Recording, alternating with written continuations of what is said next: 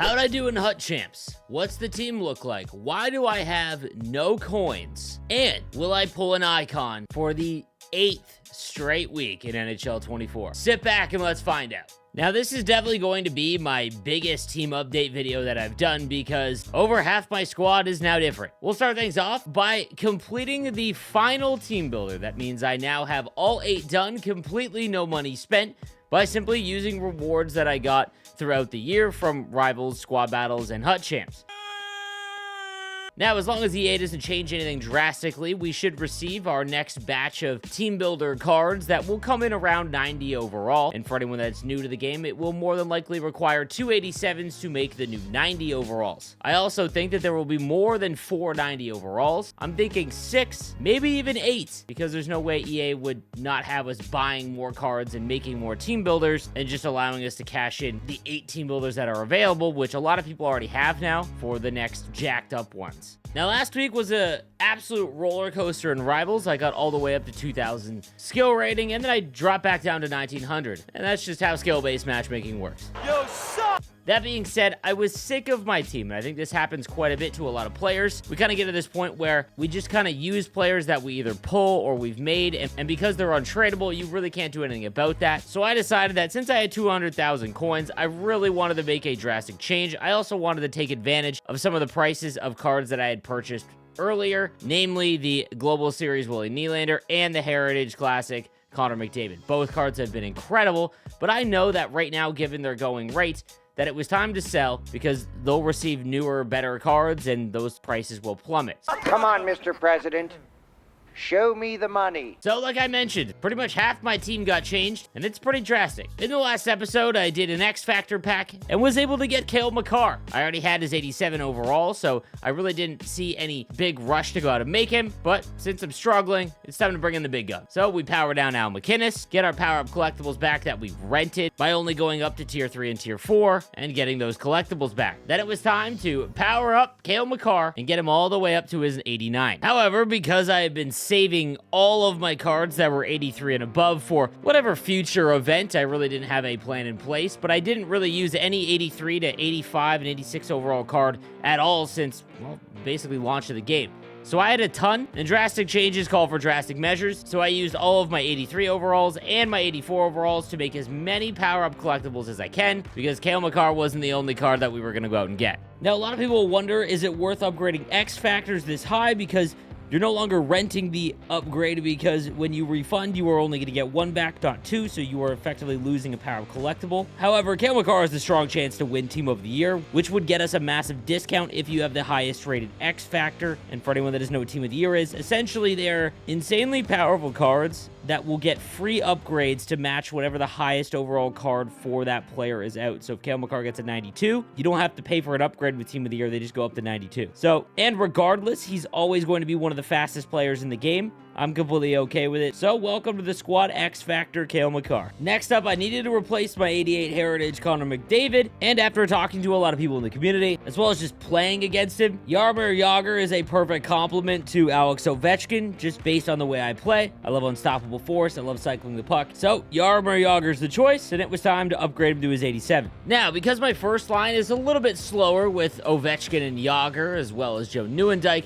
I wanted someone way faster on my second line, and while the game day Nathan MacKinnon card was out, it was going for like 200,000 coin. It was only a +1 speed if he did win, which he did, and bumped up to an 88. His gold unstoppable force 86 overall MacKinnon was going for like 50,000 coins, and this was a no-brainer. So welcome to the team, Nathan MacKinnon. So someone's got to come out of the lineup, and while Hilary Knight has been fantastic this season, without having unstoppable force on her card, it's very difficult to use at the higher end of the game. So while I'm not re-rolling her or getting rid of her, we're going to temporarily get back the power-up collectibles because we're going to need them for some other players. And is a pretty easy replacement. The 87 Connor Bedard's wrist shot is literally automatic. So now with Nathan MacKinnon, as well as Alex Ovechkin, and the fourth liner of Bill Guerin, our right-handed wingers are set. To continue the trend of just changing things up, Nico Hischier's prototype card has been fantastic. Really no complaints at all. I just want to completely change things. I have this 86 Star of the Month Dylan Larkin card card, wanted someone a little bit faster, so he's going to be our new third line center. I do want to mention, for players that don't play an excessive amount or spend any money on the game, what I'm doing in terms of just like completely resetting my team is not what I would recommend you spend your resources on, because I've talked about this throughout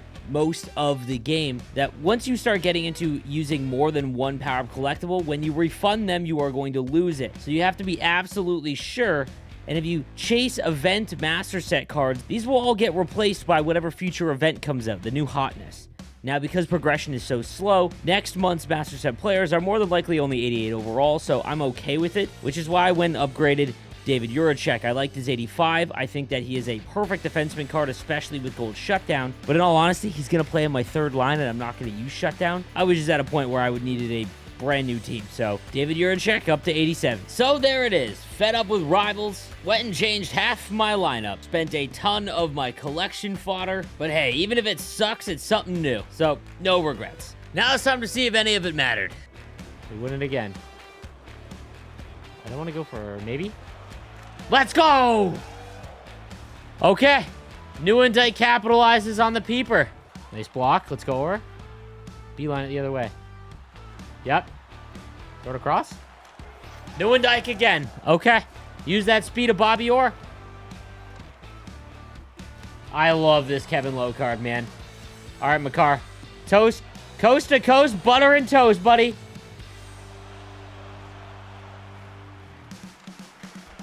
Rebound? Oh, McKinnon almost got his first.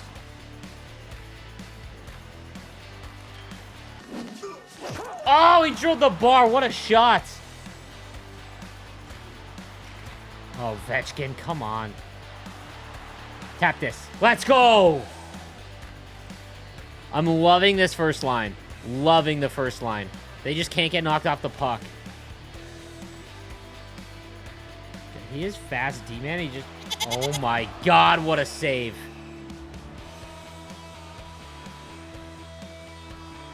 Oh my God, dude, end to end. Oh, Larkin in his debut. Let's go! What a feed to McKinnon. Oh my God. And his agility's crazy. Woo! Dude, Bedard's wrist shot's nasty. So with some new life, Hut Champs was a lot more enjoyable than what I was doing in Rivals the prior week. I think that if you play this game a ton, that you'll get into a rut with the same players, and I'm happy that I changed up half my lineup. I'll be honest with you, it was just fun to try out new cards, regardless if it was a great investment or value or not. I think it's just something that is forgotten about far too often. It's definitely become evident as well that Gold Unstoppable Force is the most important ability to me personally, just based on the way I play, and Yager and Ovechkin have just been a really, really fun combo. However, in the end, I still ended up with like 12 wins. Playing all of my Rivals games before Champs is becoming more and more difficult because it means that I can't start my Hut Champs run until later on in the week, which obviously makes it a little bit more difficult. But on top of that, I also try to play like 19 games in a day again, and I just gave up on the last one, so I went 12-6. For anyone wondering why you play your Rivals games before Champs, well, Champs games will give you some Rivals points, but they will also count towards your Rivals games for that week. So if you are to win and get 5 goals in a game, you'll get like 950 points from Rivals. However, in Hut Champs, you're only going to get like 450. So even if you don't, win every game in Rivals and score 5 goals, you're essentially giving yourself 20 losses by playing your Hut Champs game as a part of your 50 Rivals games.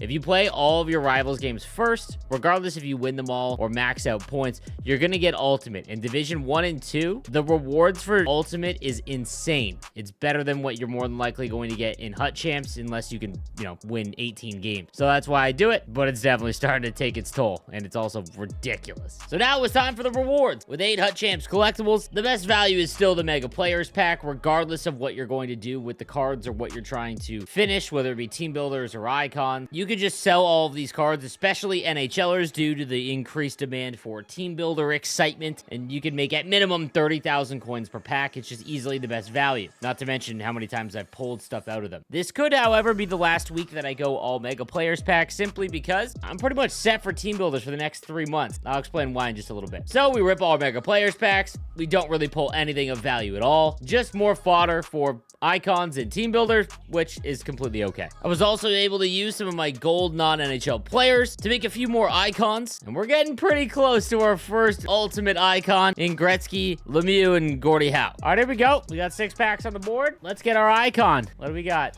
Let's start out strong. Let's just start out with a big purple pull right out of the gate here. Why not? Why not, dude? Yeah, I'll be honest with you. Rivals and Hut Champs rewards were pretty bland this week. Again, just due to the amount of cards, it really doesn't matter even if you don't pull anything because there is usefulness in just the abundance of cards that you'll get by taking Untradeable on top of the Mega Players pack from Hut Champs. However, I was pretty sad that the run of pulling an icon every single week since launch of the game was going to come to an end. A solid 3 months, so. Nah, dude, it's automatic. I'm getting trolled. I am legitimately getting trolled. There is no way that I have pulled an icon every single week since the launch of the game. That has to be a record. Like, it's legitimately ridiculous at this point.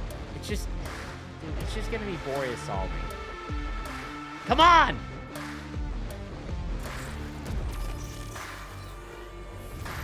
Last one here. I still can't believe I pulled one, bro.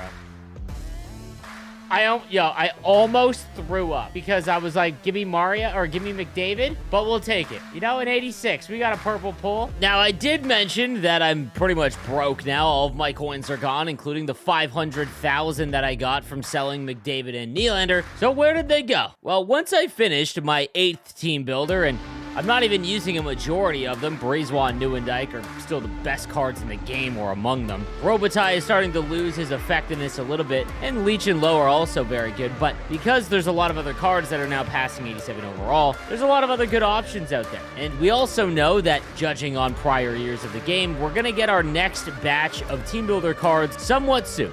My guess would be the first week of December. Based on last year's release of Team Builders, it was the middle of December, but the game also came out 10 days later. So what I did with my 500,000 coins and all of my rewards is I prepared for the next few months. I know that no matter what, EA is going to go and try and make as much money as it possibly can with these team builder sets. So I know that if it takes 2 87s to make it 90 overall, they're not going to just give us 4 90 overalls. They're going to give us 6 or even 8. And if that's the case, we are going to need to make multiple of these 87 overalls. Now, obviously, you can't right now. Once you've done the set once, it is locked, and I think they do that on purpose. The players won't be in on the scam, so they'll all think it's their lucky night. But once the new ones come out, the 90 overalls or 91 overalls, whatever they are, you should be able to do them yet again. And I think that the reason why they don't allow people to do multiple right now is so that people can't prepare, and it forces them to spend all their fodder and then have to spend more money on the game when the new ones come out. I went and I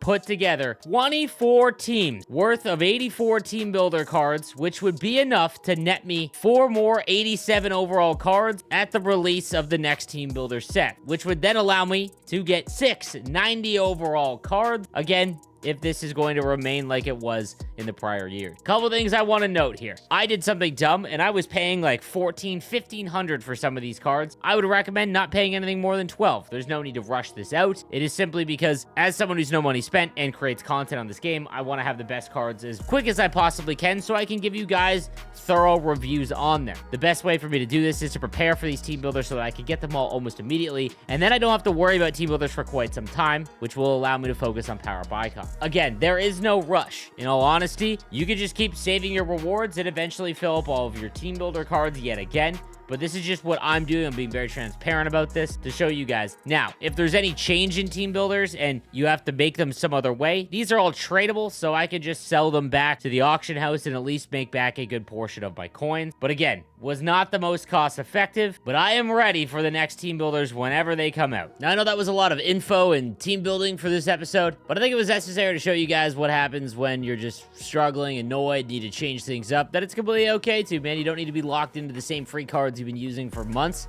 There's no need for that. Let me know what you think in the comment section down below. I'll see you next episode. Have a good one.